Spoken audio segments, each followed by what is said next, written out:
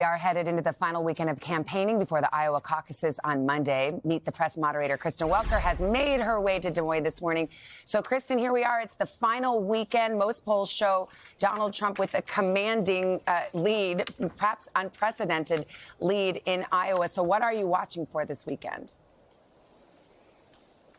Well, hi, Savannah. Good to be with you. A couple of key questions here. Does former President Trump win? And if so, by how much? If he comes in below expectations, that could raise questions about his strength.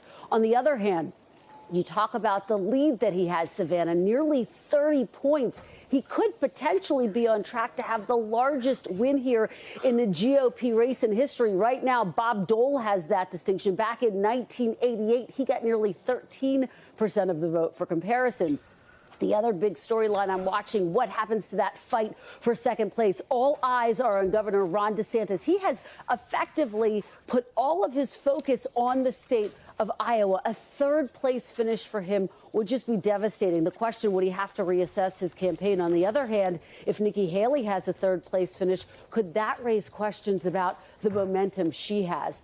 Big picture, Savannah, all of the campaigns are basically downplaying expectations, in part because they're supposed to be near record lows here on Monday. I was talking to caucus goers overnight. One of them told me not to fear. Iowans come from a hearty stock, so they are not concerned about the turnout here on Monday. No. So let's talk about New Hampshire a little bit, because DeSantis is all in on Iowa. Yeah. Nikki Haley is counting on New Hampshire. Chris Christie drops out. Potential that she picks up whatever he was getting in the polls at 10, 12%. That could make a difference in New Hampshire. So how do you see that playing out?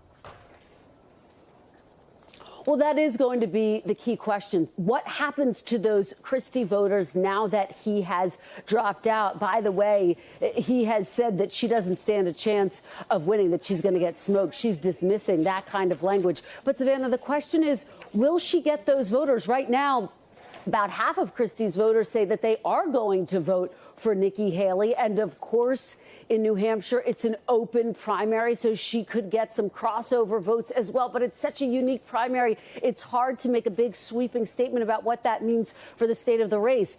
A strong finish for Nikki Haley in New Hampshire would mean that she would head into her home state of South Carolina with a lot of strength. But guess what? Donald Trump's leading in the polls there in South Carolina as well right now. So the big question is, will this make a big difference, even if she has a strong showing in New Hampshire? Because if Trump has a strong finish here in Iowa, Savannah, boy, it is going to be really tough for the other candidates to catch up and overcome him. All right, Kristen, lots to talk about. And you will have more, of course, from Iowa Sunday morning. Meet the Press. And Kristen's going to join us. We've got complete coverage Monday morning right here on Today.